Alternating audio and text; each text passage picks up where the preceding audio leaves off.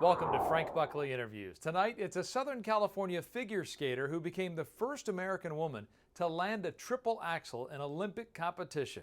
It's Mirai Nagasu. Frank Buckley Interviews starts now. Landing the triple axel was cause for celebration, but it was Mirai's controversial comments after her skating that got her into trouble with the media and with fans. I felt like it wasn't fair to my teammates who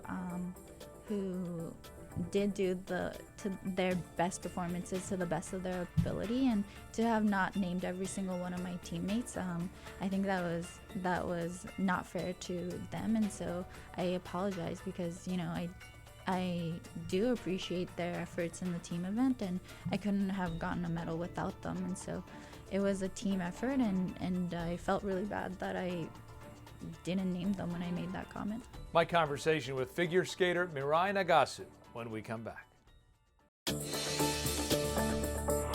Mirai, welcome.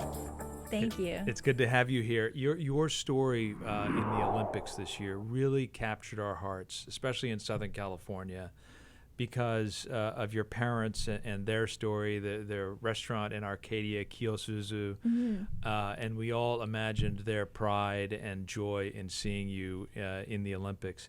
And as I was reading about your story, it said that you, when you were growing up, would sleep in the storage closet. Tell me about that. Yeah, we couldn't afford a babysitter, and it's funny that you say that my parents are proud of me because I think they had to really talk to the media to bring that out of them. Growing up, they're really hard on me, and they wanted a better life for me. And being immigrants, it was hard in a different country, and so we didn't have a lot of money, but I had a big dream. And even as a young girl, I would say, I want to go to the Olympics, and this is what I want to do. And so they really supported me and made my dream a reality. And I mean, a couple years in the restaurant storage room, I look at it now and I'm like, it's too tiny for a person to sleep in it, but that's what we did, and now I'm here and too big for that storage room. And you started skating when you were 5, right? Yes. Where did that come from? How do you decide at 5, I want to do that?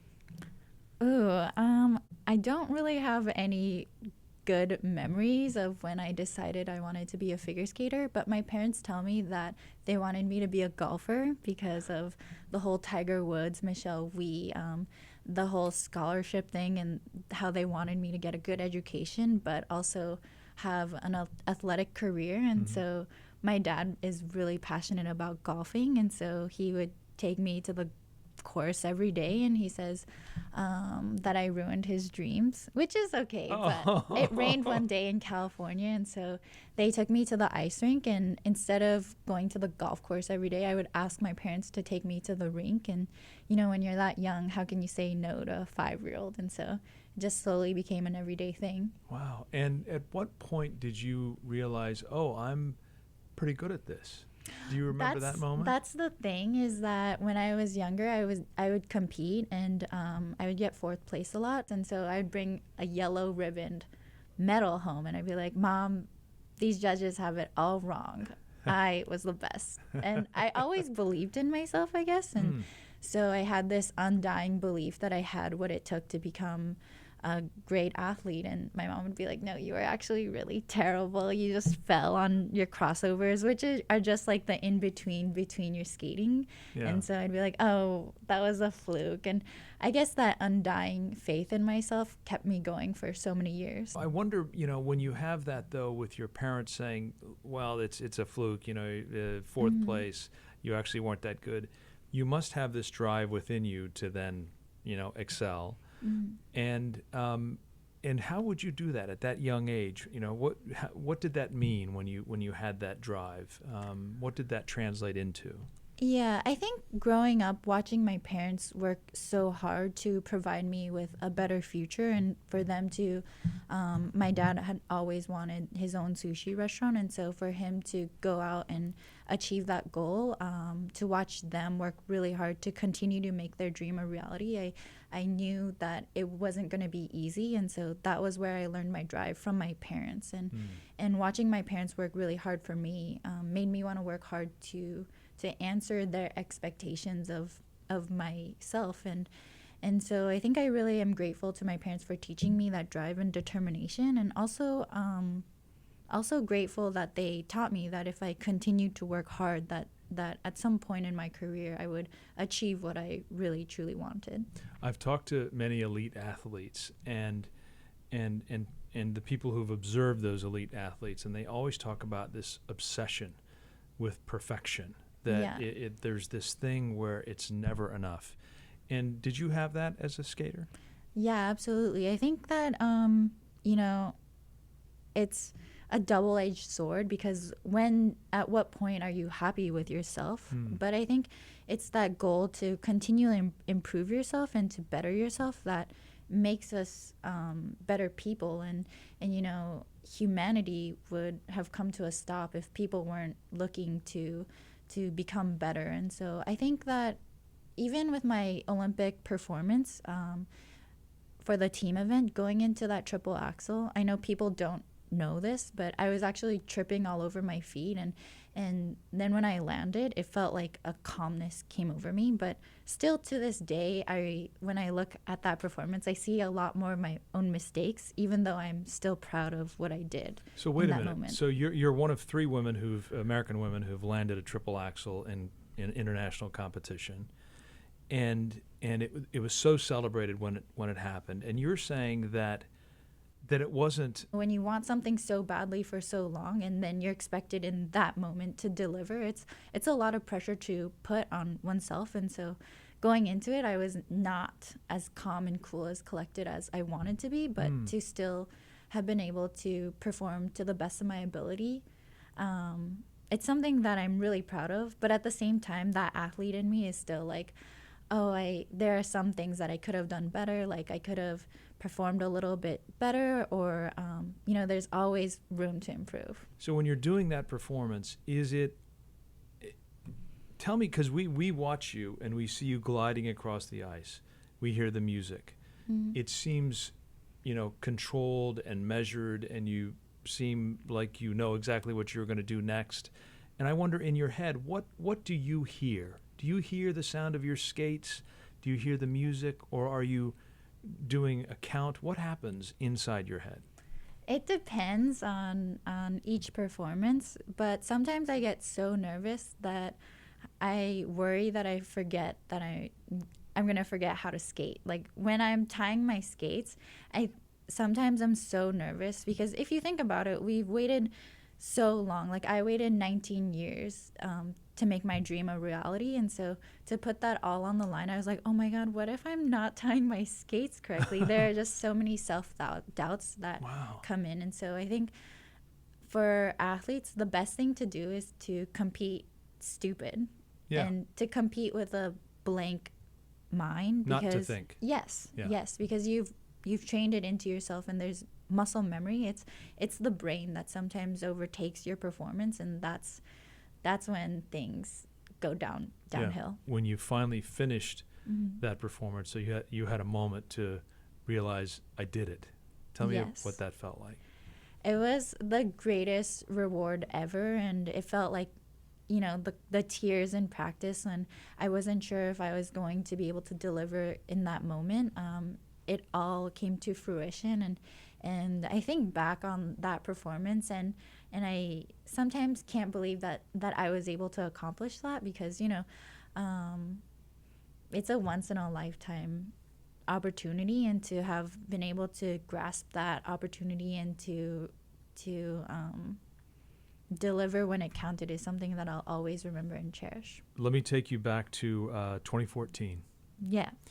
You finished third at the U.S. Nationals, and by all accounts should have been on the U.S. Olympic team.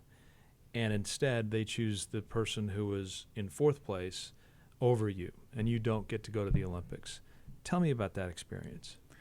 It's funny how a year ago I would have probably started to break down in tears and cried about it, but I think now it's part of who I am, and I think in our generation of millennials, where it's hard for us to accept rejection, and so for me to have taken that decision and decided that I wasn't going to quit, and I was going to continue to work towards another cycle, it's made me who I am, and made me really proud of the person that I've become, because it's really easy to quit and to find something else you're passionate about, but it's harder to, once you're told you're not good enough for something, to say, no, I don't believe that, and then to continue on. And I think that decision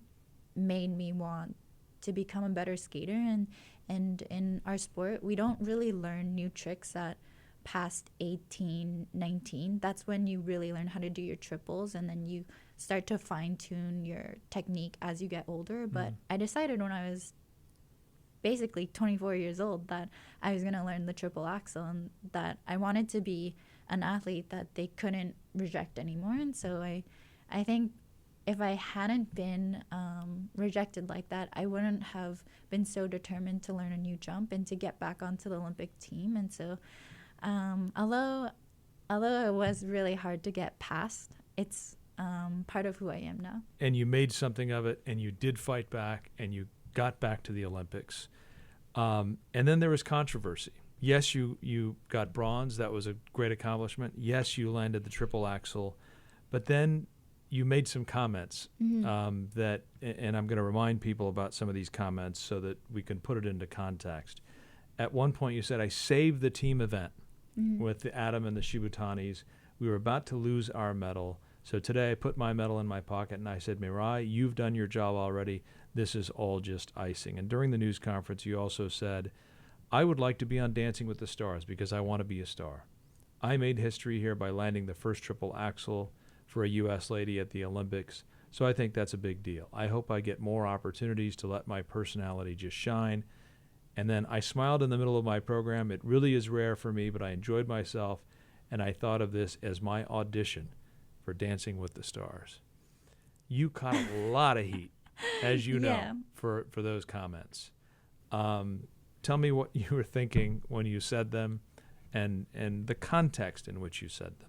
I think I definitely cringe when I listen to them now, but in the moment, being at the Olympics is really an honor, but still a responsibility, and it's a lot more than we're used to be in a foreign environment for so long, and to be outside our comfort zone, and to have so many people at every practice and a lot of media with their full attention on you. I think I wasn't quite ready to handle that, and I think that I was very disappointed in myself for not being able to deliver the triple axel a second and third time. And so I said things that I didn't quite mean, and I meant that I wanted to just enjoy my performance after I disappointed myself when I didn't land the triple axel. And it was really hard to accept, but it was a mistake that I had already made, and so I had to smile in the middle of my performance and just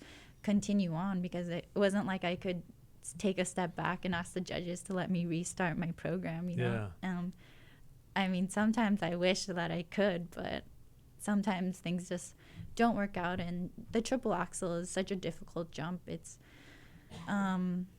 even for me, with the experience that I've had and the ability to land it, sometimes you're not able to deliver. And as far as the team event comments, I meant that more of it as like I felt like a superhero in that day, and like I felt like I was out there being heroic, and being able to deliver when it counted really meant a lot. And to listen back to those comments that I made, I definitely wish I had worded them a little bit differently, and also represented myself a little bit better. But at the same time, I'm always that person who's honest, and you never know what to expect from me. And so sometimes I do say things that I don't mean, but also at the same time, it's unapologetically myself. Yeah, but you did later apologize for it. Yeah. Why did you feel like you needed to apologize? I felt like it wasn't fair to my teammates who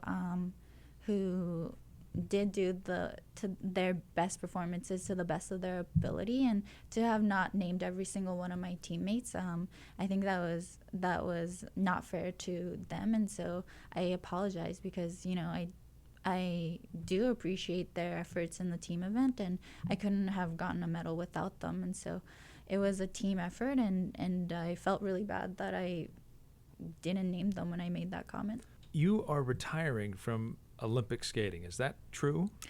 I definitely won't make it for another cycle. 4 years is a long time, and the U.S. is definitely going to produce another skater. I've been through 3 Olympic cycles already, but I'll always have a passion for skating, and it's a great way to exercise, but probably not another Olympics. But you never know, I guess, So wait a minute. So you're probably not going to make it, but you say you never know. Does that mean there's still a chance that you will try to skate? I don't know. People do crazier things, but I find that right now, for me, I'm kind of in that floating stage, and I'm not really sure where I am with my skating. I'm just really incredibly happy with what I've accomplished so far, and also,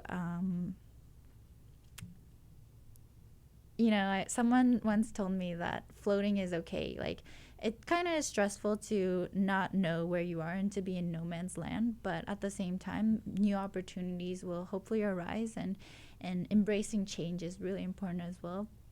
But with skating right now, I feel like I need a little bit of a break and would like some downtime. We're actually starting up our season already, but I feel like I haven't had a break from skating, and getting training out of my body has been really hard for me. That's that consistent thing, and so I don't know where I am with my skating right now. And so right now I say I don't want to go to another Olympics, but 4 years is a long time to make that decision. So what's next? I'm trying to figure that out myself. I think that being in figure skating for so long, I used to be that shy personality until I realized that I'm more happy of the person I am when I say whatever I want to say. And yes, sometimes I have to apologize for those things, but it makes me unapologetically myself, and it makes me human to say things that I don't necessarily mean, but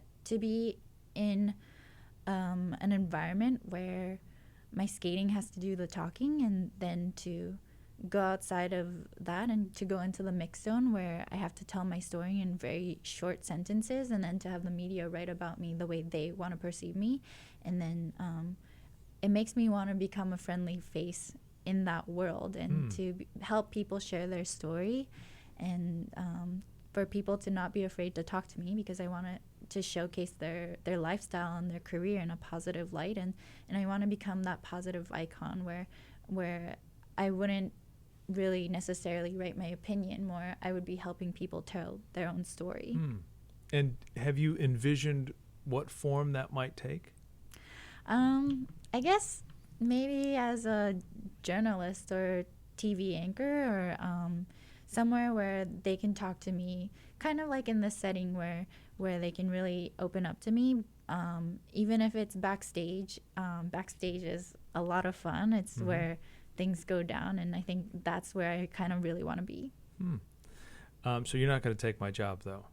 I don't think so. You're doing a great job. I'm like, I really admire how you've been really steering this interview. Oh, thank you. Well, please say more. I'm just kidding. And you've done some public speaking. Tell me what that experience was like. Yeah, I was given the opportunity to talk to the workers at Liberty Mutual, who is a sponsor of Team USA. And Team USA is unique in that we are not government funded. So all of the funding that we receive come from donations and from companies who make supportive payments, I guess is the right word. And so for me to talk to the workers at Liberty Mutual and to share my story, and for them to come back to me and to tell me that they never thought they could relate to an Olympian, and that they couldn't believe that Olympians struggle too. It was really cool to be able to relate to people and to to tell them that sometimes you have to face rejection and you just have to get up and keep going. And so to be given that opportunity was truly, it was very fun. Finally, I hope to be able to sit down to talk to you in a year, maybe 3 years, 5 years. Tell me what your life is going to be like over the next few years. That's a big, heavily weighted question. Yeah. I think listening to your interviews with other people, I've found that people are always ever changing, and you just never know when new opportunities will arise, and based on my decisions, I'll become a different person, obviously, and who knows, I might still be skating and competing, or I don't know, but I would love to get the chance to share other people's stories. So I'll probably go back to school and take some communications classes, because I'm studying business right now. So I've learned how to write a strong professional email. Excellent. But other than that, I'm not quite sure, but I'm told that I'm young still, 25. I think you are. In the skating world, I'm actually very old, so it's rare to be told that I'm still a growing person. And so I guess the limit is something that I'll put on myself, and so I'll have to push past my boundaries and find out what my limits are.